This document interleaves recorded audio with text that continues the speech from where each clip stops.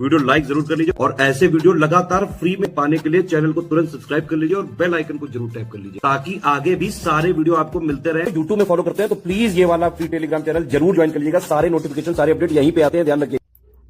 नमस्कार दोस्तों, exam preparation के यूट्यूब चैनल पर मैं प्रियंका एक बार फिर से आप सभी का बहुत बहुत स्वागत करती हूँ। आज की क्लास में हम लोग जो अपनी सीरीज़ है उसी को कंटिन्यू कर रहे हैं। हम लोग आर री एग्ज़ाम के लिए और साथ में यूपी पीसीएस के लिए इम्पॉर्टेंट एमसीक्यूज देख रहे हैं। डेली प्रैक्टिस कीजिए। रात को 9 बजे क्लास आती है जो कि आर के लिए इम्पॉर्टेंट है ही, यूपी पीसीएस के लिए भी उतनी ही इम्पॉर्टेंट है। यहाँ पर जो क्वेश्चंस आपको कराए जा रहे हैं वो सारे लेटेस्ट ट्रेंड और पैटर्न पर ही आधारित हैं। अभी जो पिछले पेपर हुए हैं, चाहे वो review officer, assistant review officer का हो या फिर अभी पीसीएस का भी एग्जाम हुआ है, दोनों एग्जाम को ध्यान में रखते हुए आपके क्वेश्चन डिजाइन किए गए हैं। और इन क्वेश्चन से अगर आप डेली सॉल्व करें, प्लेलिस्ट में क्लासेस ऐड हैं, तो आपको काफ़ी हेल्प मिलने वाली है। तो क्वेश्चन सॉल्व कीजिए, वीडियो को पॉज किया कीजिए, अपने क्वेश्चन के आंसर देखिए, फिर कमेंट करके आप बता सकते हैं आपके कितने क्वेश्चन सही हो रहे हैं। ये एक तरीका है आपके प्रैक्टिस का। इसके साथ ही जैसे जैसे एग्जाम पास आ रहा है, क्वेश्चन नंबर ऑफ क्वेश्चंस आपके बढ़ते रहेंगे। जो भी बच्चे पेड कोर्स में इंटरेस्टेड हैं, मैं बोलूँगी अगर आप तैयारी कर रहे हैं, यूपी पीसीएस के लिए 2025 का फॉर्म अपडेट खत्म होने वाली है। अगर आपने नहीं फिल किया अभी भी फिल कर दीजिए और आप प्री प्लस मेंस की कंप्लीट तैयारी अभी से शुरू कर सकते हैं। स्टडी फॉर सिविल सर्विसेज का कोर्स ज्वाइन करके आप सभी को पता है, पीसीएस हो या आर हो, इन सभी एग्जाम में जो सिलेक्शन रेशियो है वो स्टडी फॉर सिविल सर्विसेज का बहुत ज़्यादा है। आपको यहाँ पर जो कंटेंट मिलता है वो एग्जाम ओरिएंटेड है। इसके अलावा आपको और कोई कंटेंट फॉलो करने की ज़रूरत नहीं है।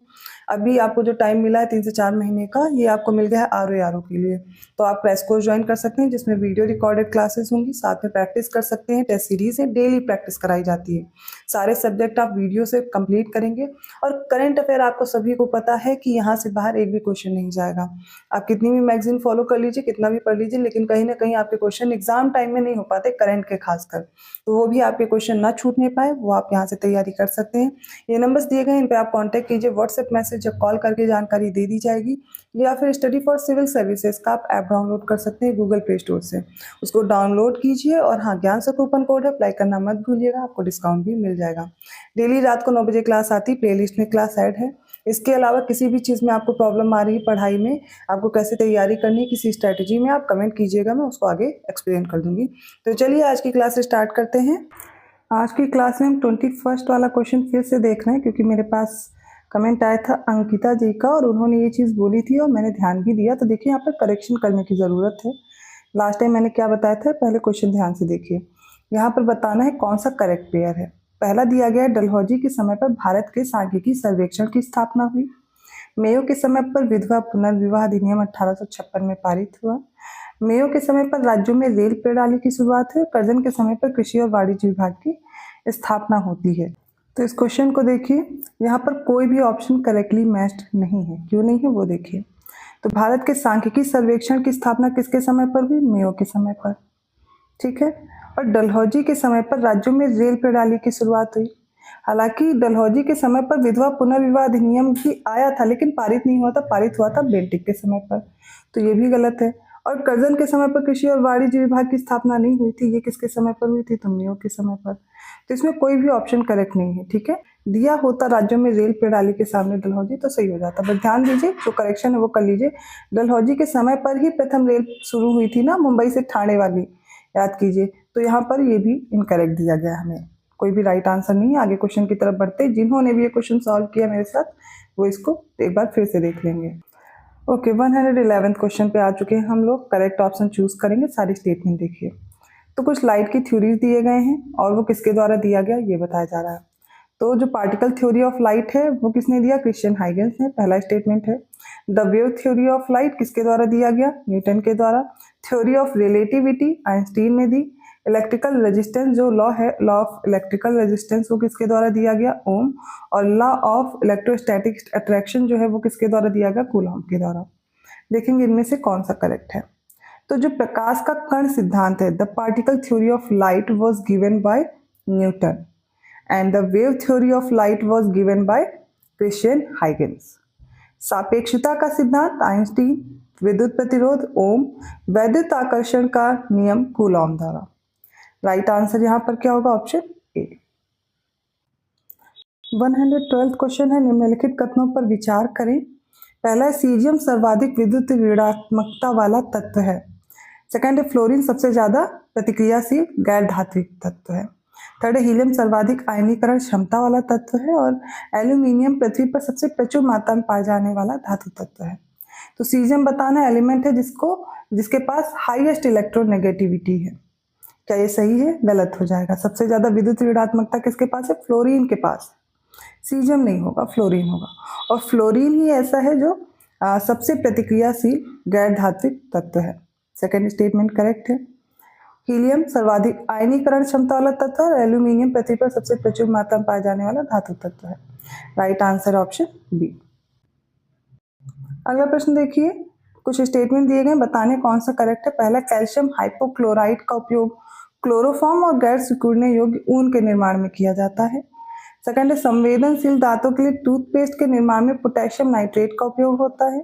थर्ड है, सोडियम कार्बोनेट का उपयोग खाद्य निर्माण में खमीरीकरण एजेंट के रूप में होता है। जिसको नहीं समझ में आ रहा है एक बार इंग्लिश में जरूर देखेंगे। राइट आंसर देखिए क्या है। तो कैल्शियम हाइपोक्लोराइड किस लिए यूज होता है?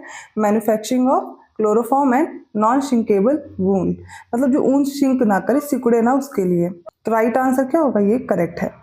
फिर देखते हैं जो संवेदनशील दांत है जिनमें सेंसिटिविटी होती है टूथ में, उसके लिए पोटेशियम नाइट्रेट यूज करते हैं जो टूथपेस्ट बनते हैं। ठीक है, ये भी करेक्ट है।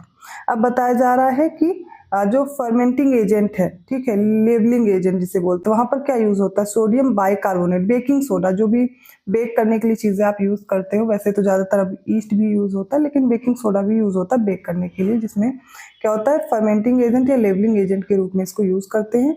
तो सोडियम कार्बोनेट गलत है, यहाँ पर सोडियम बाइकार्बोनेट होना चाहिए था। कैसा होगा? Bicarbonate, baking soda. ठीक है, राइट आंसर क्या होगा यहाँ पर? ऑप्शन डी होगा। पहला और दूसरा स्टेटमेंट करेक्ट है। 114 क्वेश्चन देखिए, अब केवलार का यूज दिया गया पहले स्टेटमेंट में, इसका यूज क्यों करेंगे? ब्लड प्रूफ क्लोथिंग के लिए दिया गया है। सेकंड है नायलॉन 66, इसका उपयोग क्यों करेंगे? फाइबर, प्लास्टिक, टायर, कार्ड और रस्सी या रोप बनाने में। थर्ड है पॉलीविनाइल क्लोराइड पीवीसी, इसका उपयोग क्यों कर रहे हैं? रेनकोट, हॉर्स पाइप, इन सभी में। बताइए कौन सा करेक्ट है। चलिए एक करके देखते हैं। केवलार क्यों यूज होगा? ब्लड प्रूफ क्लोथिंग के लिए। नायलॉन 66 या इसे पेरलॉन भी बोलते हैं, इसका उपयोग क्यों करेंगे? फाइबर्स में, प्लास्टिक, टायर, कार्ड्स और रस्सी बनाने में। तो नायलॉन 6 होगा, ना कि नायलॉन 66। ठीक है, अगला है पीवीसी, तो यहाँ पर ये गलत हो गया, नायलॉन 6 याद रखिएगा।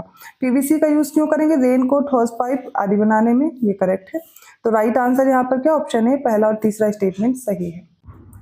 115 क्वेश्चन है, निम्नलिखित में से आवश्यक अमीनो एसिड का चयन कीजिए।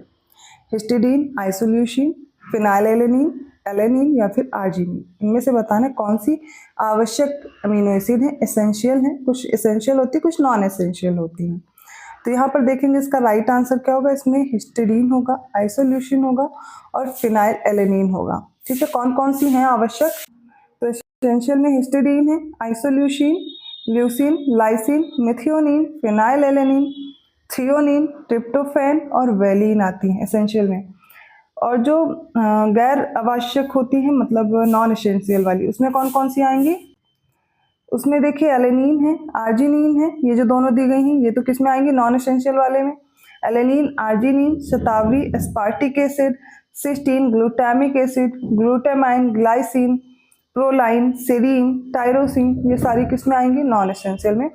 जो एक बार में नहीं सुन पाए हैं और उन्हें प्रिपेयर करना, वो क्या करेंगे, वीडियो स्लो करके एक बार नोट कर लीजिएगा। राइट आंसर यहाँ पर क्या होगा? 1, 2 एंड 3। ये किस ऑप्शन में? ऑप्शन बी में है। 116 क्वेश्चन है, 3 स्टेटमेंट हैं। अभी हम लोग साइंस के ही क्वेश्चन सॉल्व कर रहे हैं। ठीक है, तो उनसे रिलेटेड जितने भी प्रश्न आपको एक साथ मिल जाएंगे। पहला है जो सन के पौधे का डंठल होता है, इसके अंदर उगने वाले सेलुलोज, जो सेलुलोज फाइबर है, इसका उपयोग किसमें करते हैं? लिनन फैब्रिक के बनाने में। सेकंड है gun powder, potassium nitrate, charcoal और सल्फर का मिश्रण है। थर्ड है ब्लास्टिंग जिलेटिन, 7% नाइट्रोसेलुलोज और 93% नाइट्रोग्लिसरीन का मिश्रण है। तो देखिए इसमें जिसको भी हिंदी में नहीं समझ आ रहा है, मुझे पता है कि साइंस में काफ़ी दिक्कत हिंदी और इंग्लिश को लेकर के होती है, वो एक बार इंग्लिश में जरूर देख लेंगे।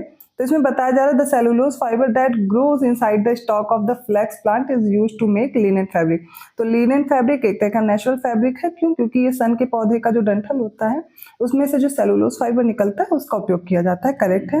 Gun powder is a mixture of potassium nitrate, charcoal and sulphur, ये भी करेक्ट है। फिर क्या है ब्लास्टिंग जिलेटिन, ये क्या होता है, ये मिक्सचर होता है किसका, 7% नाइट्रोसेलुलोज और 93% नाइट्रोग्लिसरीन। राइट आंसर क्या होगा, ऑप्शन सी। देखिए मुझे भी थोड़ा प्रॉब्लम हो जाती है, तो आप लोग भी फोकस कीजिए, जब हिंदी में क्वेश्चन नहीं हो रहा हो तो इंग्लिश में एक बार जरूर साइंस का देखेंगे तो आसानी से हल हो जाएगा। 117 क्वेश्चन देखिए, फिर 3 स्टेटमेंट है, करेक्ट ऑप्शन चूज करेंगे। पहला है फॉस्फोरस 32, कैलिफोर्निया 252 और सोडियम 24। मैं सारे करा चुकी हूँ, ये सारे टॉपिक मैंने कवर कराए हुए हैं। अगर इनसे क्वेश्चन नहीं हो रहे हैं तो आप दोपहर वाली क्लास जरूर कीजिए, सब हल होने लगेंगे। तो फॉस्फोरस 32 का यूज किस में हो रहा है, हड्डी रोगों के उपचार में, प्रकाश संश्लेषण की प्रक्रिया के अध्ययन में। तो पहला तो treatment of bone disease and studying the process of photosynthesis. फिर कैलिफोर्निया 252 है, इसका यूज किस में करेंगे, तो इसका उपयोग करते हैं तेल के कुओं के अध्ययन में और पाइपलाइनों में अगर रिसाव हो गया है, तो अगर किसी पाइपलाइन में लीक है उसको डिटेक्ट करना हो या फिर ऑयल वेल्स की स्टडी करनी हो तो कैलिफोर्निया 252 का यूज होगा। नेक्स्ट है सोडियम 24, इसका यूज क्यों कर रहे हैं, तो मिट्टी में नमी की मात्रा निर्धारित करने और सड़कों और इमारतों के निर्माण में, ठीक है, determine the amount of moisture in the soil and in the construction of roads and buildings. अब देखिए इसमें क्या करेक्ट है, राइट आंसर ऑप्शन इक्वल पहले ही सही है, बाकी दोनों गलत है। क्यों, क्योंकि कैलिफोर्निया 252 का यूज और सोडियम 24 का यूज गलत दिया गया था, तो आपस में इनको ये इंटरचेंज कर लीजिए, बस राइट हो जाएगा। तो ये गलत है, राइट आंसर क्या है, ऑप्शन ए। 118 क्वेश्चन है, पहला स्टेटमेंट है क्वाशियोरकर डिजीज प्रोटीन की डेफिशिएंसी से होता है। सेकंड है विटामिन डी की कमी से कौन सी डिजीज हो रही है, रिकेट्स। और मवेशियों में जो मेडकाउ डिजीज है ये रोग प्रियर नामक प्रोटीन के कारण होती है। तीनों स्टेटमेंट करेक्ट हैं, सही हो जाएगा ऑप्शन सी। बच्चों में क्वाशियोरकर होता है, प्रोटीन की कमी से ऐसा हो जाता है। या फिर आप देखेंगे कुपोषण के भी बच्चे शिकार हो जाते हैं। इसमें क्या होता है कि पेट बड़ा हो जाता है, हाथ पैर बहुत पतले हो जाते हैं, बच्चों में क्या होती है न्यूट्रिशन की कमी हो जाती है, प्रोटीन की कमी से, तो क्वाशियोरकर डिजीज आपको याद रखनी है। विटामिन डी की कमी से बच्चों में रिकेट्स होता है, लेकिन बड़ों में ऑस्टियोमेलेसिया होता है, ऑस्टियोपोरोसिस होता है, ध्यान रखेंगे, ठीक है। और जो ये मेडकाउ डिजीज है किसके कारण होती है, पियर नामक एक डिजीज प्रोटीन है। 119 क्वेश्चन, तो यहाँ पर किसने किसकी डिस्कवरी की वो देखेंगे। न्यूक्लियस की discovery Robert brown, chloroplast simper, ribosome की फेलिस फॉन्टाना और न्यूक्लियस की जॉर्ज पिलाडे। देखते हैं कौन सा करेक्ट है। तो न्यूक्लियस की खोज किसने की थी, रॉबर्ट ब्राउन ने की थी, जबकि सेल की रॉबर्ट कोच ने की थी। क्लोरोप्लास्ट इसको शिम्पर ने खोजा था। फिर राइबोसोम आ जाता है, राइबोसोम की जो खोज है वो किसने की, जॉर्ज पिलाडे ने। और जो न्यूक्लियस है इसकी खोज किसने की, फेलिस फॉन्टेना ने। यहाँ पर राइट आंसर है ऑप्शन है, पहला और दूसरा करेक्ट है। अगला प्रश्न देखिए, निम्नलिखित कथनों पर विचार कीजिए। फर्स्ट है डॉक्टर बीडल और एडवर्ड बेस्ट द्वारा पहली बार इंसुलिन हार्मोन को अग्नाशय से सफलतापूर्वक अलग किया गया था। सेकंड है सबसे पहले बेटसन द्वारा जेनेटिक शब्द का प्रयोग किया गया था। प्रथम मानव हृदय प्रत्यारोपण ऑपरेशन का श्रेय क्रिश्चियन बर्नार्ड को जाता है। देखेंगे कौन सा करेक्ट है, ठीक है। तो देखिए इंसुलिन हार्मोन आपको पता है पैंक्रियास से सिक्रीट होता है। पैंक्रियास की जो लैंगरहैंस की सेल्स हैं, ठीक है, उसमें भी आइलेट्स ऑफ लैंगरहैंस जो हैं, मतलब लैंगरहैंस की दीपिकाएं बोलते हैं हिंदी में जिनको प्रॉब्लम हो रही है। तो यहाँ पर अल्फा, बीटा और गामा 3 तरह की सेल्स होती है। जो बीटा सेल है वो किसका सिक्रीशन करती है, इंसुलिन का करती है। तो अग्नाशय से जो इंसुलिन हार्मोन का जो आइसोलेशन का प्रोसेस है वो किसने किया, तो डॉक्टर बीडल और एडवर्ड बेस्ट ने किया। जेनेटिक्स क्या है, जेनेटिक्स इसमें हम स्टडी करते हैं जो एक पीढ़ी से दूसरी पीढ़ी में जो कैरेक्टर ट्रांसफर होते हैं इनसे रिलेटेड है। आपने मेंडल का बहुत बार नाम सुना होगा, इसमें फादर ऑफ जेनेटिक्स मेंडल कहलाता है। लेकिन इसका नाम किसने दिया था जेनेटिक्स का, तो बेटसन ने दिया था। ये भी करेक्ट है और थर्ड भी करेक्ट है। फर्स्ट जो ह्यूमन हार्ट ट्रांसप्लांटेशन ऑपरेशन है वो किसने किया था, क्रिश्चियन बर्नार्ड ने। ऑप्शन सी करेक्ट होगा। 121 क्वेश्चन देखिए, सही विकल्प चुनना है, सारे स्टेटमेंट देख करके समझेंगे। तो एजे बटलर को बताया जा रहा है पादप रोग विज्ञान जो प्लांट पैथोलॉजी है इसके फादर है, मतलब जनक है। कैरोलस लीनियस इन्होंने वर्गीकरण दिया था विज्ञान में, तो इनको क्या बोला जाता है, Carolus Linnaeus is known as the father of taxonomy. फिर थर्ड है एंटोनी वॉन ल्यूवेनहॉक, इन्हें माइक्रोबायोलॉजी के फादर बोला जाता है। रॉबर्ट कोच को जीवाणु विज्ञान जो बैक्टीरियोलॉजी है इसके फादर कहते हैं। कौन सा करेक्ट है बताइए, चलिए देखते हैं। इसका राइट आंसर होगा ऑप्शन डी, मतलब चारों ही स्टेटमेंट करेक्ट है। तो एजे बटलर ये फादर है प्लांट पैथोलॉजी के, कैरोलस लीनियस ये फादर है टैक्सोनॉमी के, एंटोनी वॉन ल्यूवेनहॉक, इन्हें फादर ऑफ माइक्रोबायोलॉजी बोलते हैं, और रॉबर्ट कोच को बोलते हैं father of bacteriology. 122nd question देखिए, सही विकल्प चुनना है। पहला स्टेटमेंट है पपीते में जो पीला रंग है वो कर्क्यूमिन के कारण होता है, जो स्मेल आती है गार्लिक में वो एलिसिन के कारण होती है, हल्दी का जो पीला रंग है वो कैरिक्सैंथिन की वजह से होता है, और आलू का हरा रंग सोलेनिन की वजह से होता है। बताइए कौन सा करेक्ट है। राइट आंसर देखिए इसमें क्या होगा, जो पपीते में पीला रंग है वो किसकी वजह से होगा, वो होता है कैरिक्सैंथिन, ठीक है, और ये जो हल्दी में होगा वो कर्क्यूमिन होता है, तो ये दो तो गलत हो गए। लहसुन में जो स्मेल आती है वो किसकी वजह से, एलिसिन होता है, आलू का जो हरा रंग है वो सोलेनिन के कारण होता है, तो ये दोनों करेक्ट हो गए 2 और 4। Right answer option C. 123rd question देखिए, गलत विकल्प अब हमें चुनना है, कौन सा इसमें से स्टेटमेंट इनकरेक्ट है, ठीक है। पहला, लौंग के तेल में जो मुख्य घटक होता है वो यूजेनॉल होता है। आंखों में लेंस के सामने आइरिस से घिरा हुआ जो एक छिद्र होता है, होल होता है, जो आइरिस से सराउंडेड होता है, उसको क्या बोलते हैं, प्यूपिल बोलते हैं। नेक्स्ट है क्लोरेला और स्पाइलिना, ये क्या है, कोशिकीय शैवाल है, ये यूनिसेलुलर एल्गी हैं जिनमें प्रोटीन भरपूर मात्रा में होता है। इसका राइट आंसर ऑप्शन डी, इनमें से कोई भी इनकरेक्ट नहीं है, सारे स्टेटमेंट करेक्ट हैं।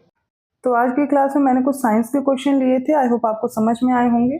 किसी भी प्रकार का किसी क्वेश्चन में डाउट है या कहीं कंफ्यूजन है या मैं मिस्टेक से कोई आंसर बोल देती हूँ, तो अगर आपको ऐसा लगता है कमेंट करके बता सकते हैं, मैं उनको फिर से चेक करके आपको उसको एक्सप्लेन कर दूंगी। तो वीडियो अच्छा लगा लाइक ज़रूर कीजिए, अभी तक चैनल नहीं सब्सक्राइब किया है कर लीजिए, और पेड कोर्स के लिए डिस्क्रिप्शन बॉक्स में नंबर है, आप उन पर कॉन्टैक्ट कीजिए, आपको आपका कोर्स अवेलेबल कराया जाएगा। मैं मिलती हूँ ऐसे इंपॉर्टेंट क्वेश्चंस के साथ नेक्स्ट वीडियो में, तब तक के लिए धन्यवाद।